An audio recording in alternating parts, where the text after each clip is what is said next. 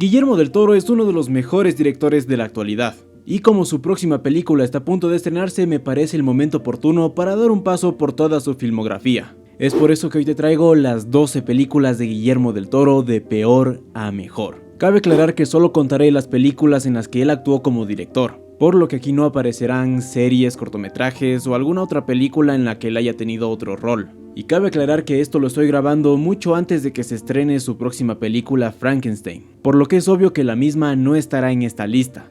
Pero tranquilos, cuando se estrene y la vea le dedicaré su propio video. Recuerda que esta es solo mi opinión y puedes dejar la tuya en los comentarios. Sin más, respondamos la pregunta: ¿cuál es la peor película del director mexicano?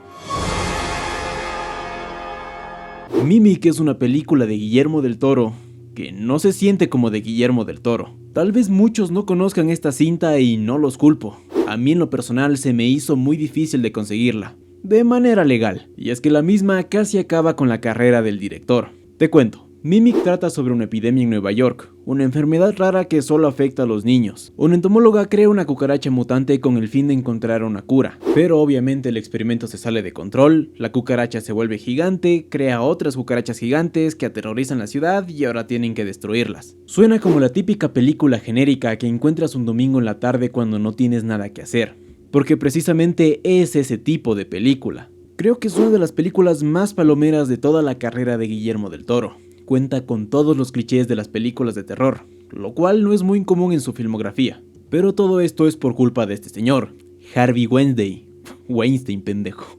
Bueno, este señor que era un productor bastante importante en su tiempo, y que actualmente no trabaja en el medio por diversas polémicas en las que se metió.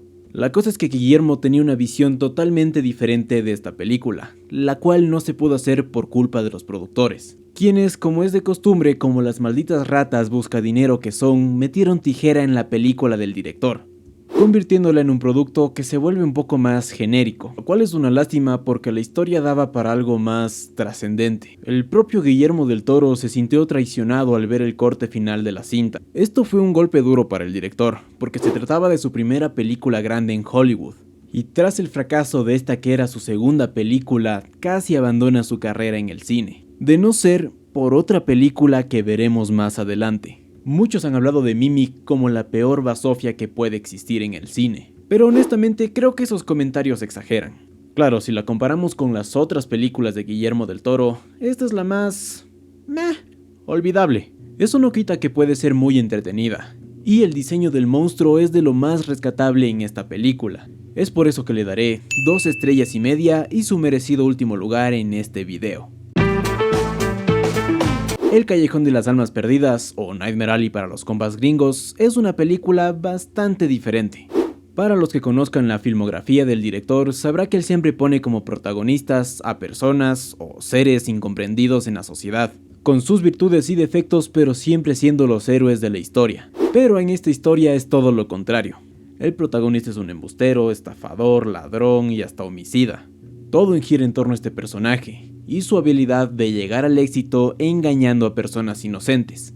Lo interesante de esto es que aquí no existe una criatura extraordinaria o algún ser paranormal como nos tiene acostumbrados este director, pero a su vez es la película en la que más monstruos aparecen. Déjame te explico, la mayoría de los personajes que aparecen aquí son unos desgraciados. Aquí tenemos un poco de todo, desde personas que manipulan a su público trayendo atracciones falsas, hasta gente privando de la libertad a otras personas y obligándolas a hacer cosas atroces por mero entretenimiento. En cierto modo es una crítica al mundo del espectáculo, como todas estas personas están dispuestas a hacer lo que sea por tu dinero. Y creo que lo mejor de la película es el final. Ver cómo el protagonista debe pagar por cada uno de sus pecados, convirtiéndose en un producto, en un auténtico monstruo, el cual está ahí para entretener a las masas. Pero bien, le estoy tirando muchas flores a esta película. ¿Por qué la dejé tan abajo? La respuesta es simple. Esta película es exageradamente larga. Hay varias tramas que se sienten bastante innecesarias y que a mi parecer pudieron haberse omitido para darle un mejor ritmo a la película. Y sí llega a sentirse bastante pesada en muchos momentos. Es por eso que a esta película le daré 3 estrellas. Cronos es la primera película en la historia del director. La trama es simple. Un viejito humilde que se parece a Gepetto encuentra un artefacto misterioso, un insecto dorado que cuando lo pica no se convierte en Spider-Man, le da el poder de la inmortalidad. A la par, un viejo millonario envía a su sobrino Hellboy a apoderarse del artefacto, porque obviamente es un viejo cucaracho que quiere volverse inmortal. Lo que no sabe el protagonista es que la inmortalidad viene con un gran precio a pagar. En resumidas cuentas, se vuelve un vampiro. Se hace pálido, no puede estar en la luz y necesita sangre humana para alimentarse. Lo que me gusta de esta película es que agarran una trama que puede parecer cliché, pero le dan un mensaje profundo. No se van por el camino fácil del hombre humilde que encuentra un artefacto poderoso y que el millonario malvado lo quiere obtener a cualquier costo. En su lugar nos dan una fuerte reflexión sobre la vida y la muerte. ¿Cuál es el precio que estás dispuesto a pagar para conseguir la inmortalidad? Me encanta cuando Guillermo del Toro toca estas temáticas en sus películas. Ver cómo las personas están dispuestas a perder su humanidad con tal de obtener más poder es algo realmente aterrador.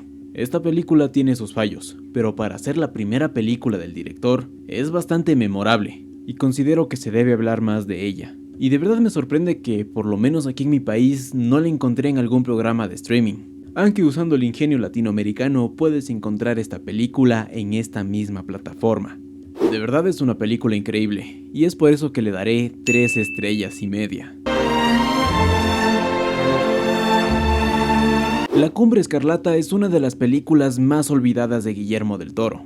Y la verdad, creo que sé por qué. Desde los trailers la película se te vende como la típica historia de época donde una chica va a una casa abandonada y ve fantasmas. Pero si hablamos de Guillermo del Toro, la historia no puede ser así de simple. Excepto si hablamos de ti, Mimic. Tú sí eres bastante simplona. La cosa es que aquí los fantasmas no son los villanos. Para sorpresa de nadie, los verdaderos monstruos son las personas. Recuerda siempre, le tienes que tener más miedo a los vivos que a los muertos. Y esta película representa perfectamente esta frase. Si tuviera que ponerle un pero a esta película, sería en su narrativa. El ritmo es demasiado lento y pesado. Y además siento que esta protagonista es de las más flojas en toda la historia de Guillermo del Toro. No tengo nada de la actriz, de hecho ella hace un buen papel, pero siento que su presencia es siempre opacada por cualquier otra persona.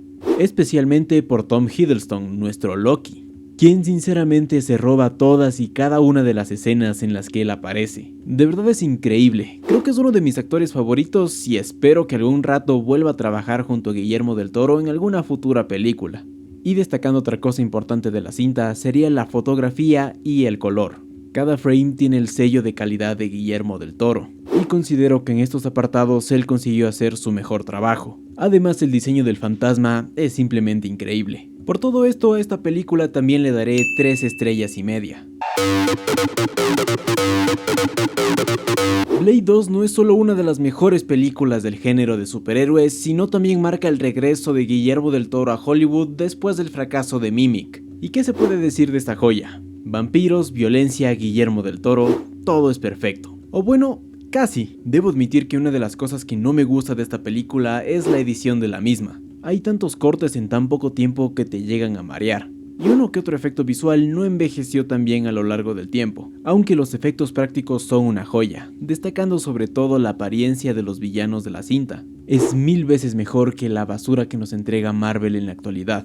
Por cierto, ¿sabían que hace años Guillermo del Toro propuso el guión para una película de Doctor Strange en Marvel y ellos lo rechazaron? Definitivamente los peores enemigos de Marvel son ellos mismos. Porque claro, rechacemos a Guillermo del Toro, y en vez de eso démosles a los fanáticos 20 temporadas más de She-Hulk. De seguro eso pega. Bueno, creo que ya me ardí. ¿En qué estábamos? Ah sí, el video. Creo que disfruté más esta película que la primera, y es que no solo es la dirección de Guillermo del Toro, sino que en sí Blade es un personaje bastante fachero. Fácilmente entra en el top de los personajes con más aura de todo Marvel, siendo vencido únicamente por Daredevil. Pero ese es otro tema. A pesar de que esta película también puede considerarse palomera, a diferencia de Mimic, esta sí tiene el corazón y el alma de Guillermo del Toro. Solo planteo esto. Imagínense una película de Ghost Rider dirigida por Guillermo del Toro. Creo que es algo que jamás va a pasar, pero soñar no cuesta nada. Hasta eso, esta película también tendrá 3 estrellas y media. Decidí hablar de estos dos puestos de corrido. Primero porque me da hueva tener que editar por separado, y segundo porque esta fue la única película de Guillermo que tuvo una secuela dirigida por él mismo. Hellboy y el Ejército Dorado tienen la firma de Guillermo del Toro en cada esquina. Es una buena película de acción y nos presenta un mundo completamente interesante, con las criaturas más locamente fumadas que vas a ver. Y en ese apartado de los efectos prácticos y el maquillaje, la película es perfecta. Desde el propio protagonista hasta el diseño de la muerte. Es que miren, esa criatura es terroríficamente hermosa. Apenas aparece 5 minutos en la película, pero su presencia es suficiente para quedar marcada en el corazón de los fanáticos de este director. Pero la considero inferior a la primera debido a su guión, el cual tiene varios agujeros argumentales. Además que no soy fanático de este humor que roza lo ridículo, llegando a tener el mismo tono humorístico que casi todas las películas actuales. Cabe aclarar que esto fue más culpa del creador de Hellboy que del propio Guillermo del Toro. El creador del cómic quería algo más relajado, un Hellboy que patee traseros y se lance buenos chistes, mientras que Guillermo del Toro quería mostrar su lado más sensible, mostrar la parte más humana de este personaje, lo cual ya es muy común en sus historias, como lo podemos ver en la primera película, la cual considero superior, porque se siente un poco más personal. Hellboy sigue siendo el mismo personaje cool y carismático, pero sin perder el desarrollo del mismo. Cosas como la relación que tiene con su padre son lo que te hacen empatizar con este tipo de personajes. Además, nunca supe por qué decidieron no traer de vuelta al personaje de John a la saga. Digo, en la secuela tiene explicación, pero siento que en la primera parte ellos hacían una buena dupla, sobre todo porque John tenía el deber de cuidar a Hellboy tras la muerte del padre del mismo, y creo que su ausencia sí rompe un poco el hilo narrativo de la saga. Es una verdadera lástima que Guillermo decidiera no hacer la tercera parte por diferencias creativas, y sobre todo para los fanáticos del cómic de Hellboy, porque lo que hicieron con la franquicia después es una cosa impresentable. Y la verdad, es bastante difícil que alguien siquiera llegue a igualar lo que hizo Guillermo del Toro con estos personajes. Es por eso que a la secuela de Hellboy le pondré 3 estrellas y media, y a la primera parte le dejaré con 4.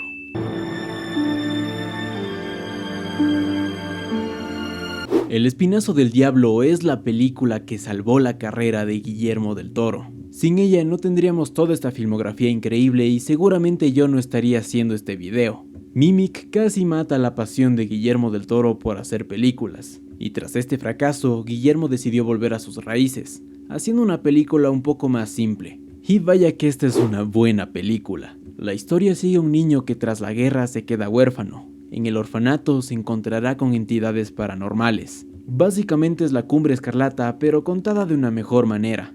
Mezcla lo mejor del director, lo paranormal, junto a la crítica de la guerra.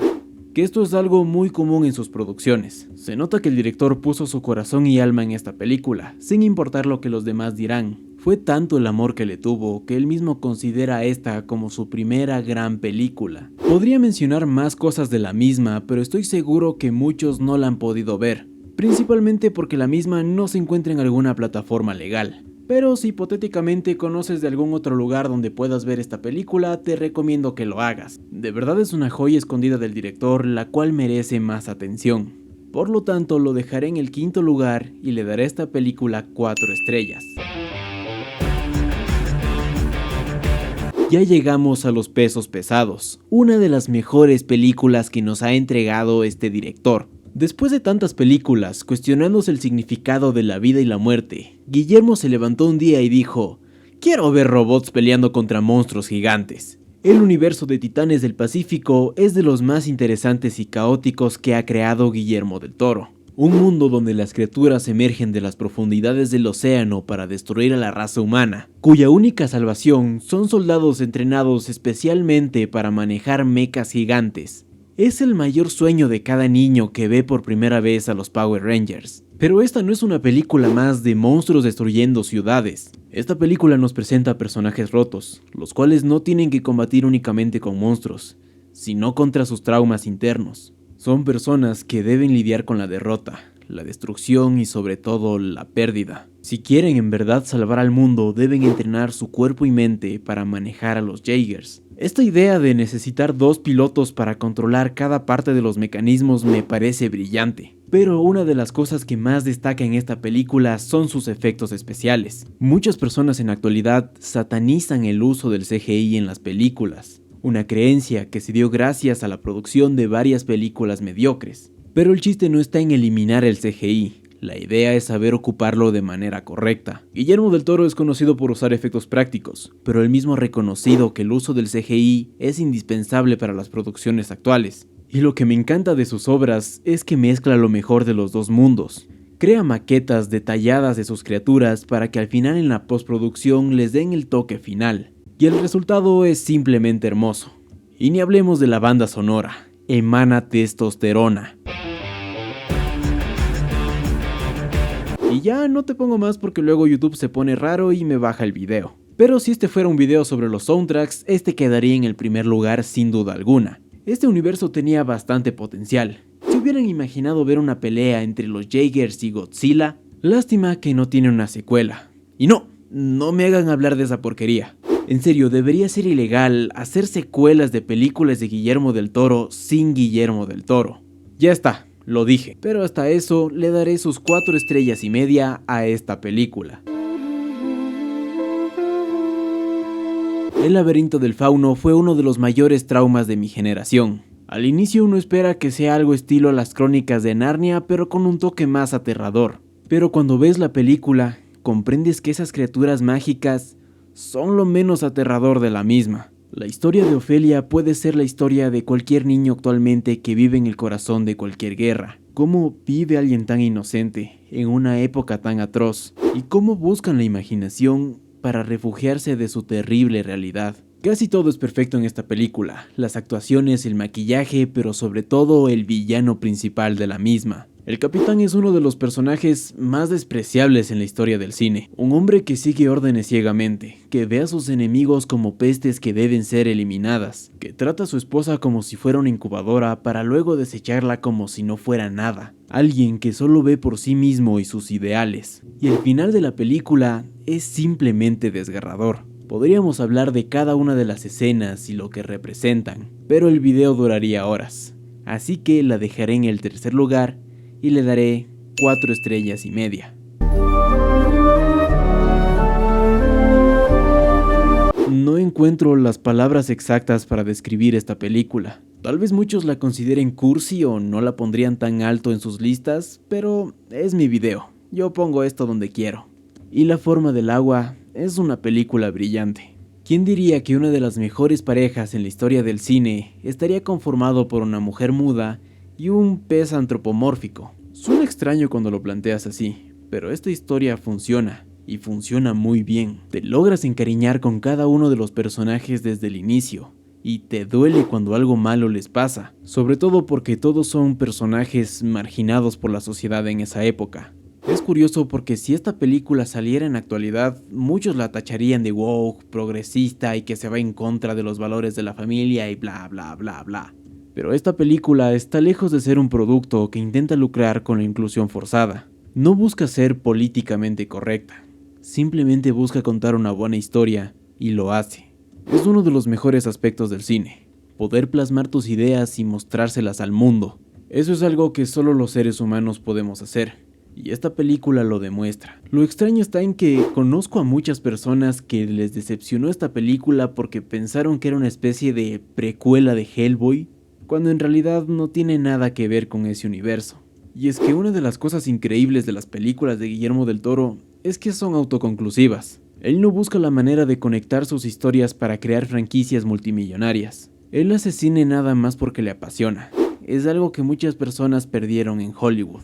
Solo pocos directores la tienen, y Guillermo es uno de ellos. Es por eso que a esta película también le daré 4 estrellas y media. Pero te debo hablar de la que yo considero que es hasta ahora la mejor película de Guillermo del Toro. Y la verdad es muy difícil que lleguen a superarla. Debo ser honesto, nunca fui fan de Pinocho. Ni de la historia original, ni de todas las películas que sacaron después. Pero cuando vi por primera vez el tráiler de esta película, supe que estaba enfrente de una cinta que me iba a cambiar la vida. Y es que Pinocho de Guillermo del Toro es como un rompecabezas. Cada una de sus piezas está formada por las mejores características de las películas de Guillermo del Toro. La crítica hacia el absurdo de la guerra y el fascismo. La evolución de personas horribles que buscan estafar y monetizar el dolor ajeno. El punto de vista de un niño inocente ante un conflicto global. El concepto de los traumas y las pérdidas de seres queridos, la exploración de criaturas fantásticas y sobre todo, la temática entre la vida y la muerte, el verdadero significado de la palabra humanidad. Alrededor de 15 años le tomó a Guillermo hacer esta película, y vaya que el señor logró cocinar bastante bien. Me parece chistoso que el mismo año se hayan estrenado dos películas que en teoría cuentan la misma historia, pero ambas son totalmente diferentes. Por un lado tenemos un live action nefasto, con el único objetivo de generar dinero a costa de la nostalgia. Y por otro lado tenemos una obra que expone lo peor y lo mejor del ser humano. ¿Y qué podemos decir de la animación? Simplemente es perfecta. Siempre he pensado que este medio ha sido muy infravalorado. Hay millones de historias que solo pueden ser contadas mediante la animación. Esta es una de ellas. Este es el tipo de películas que no tratan al espectador como un idiota. A pesar de que ahora vivimos en la horrible época en la que todo intenta llamar tu atención.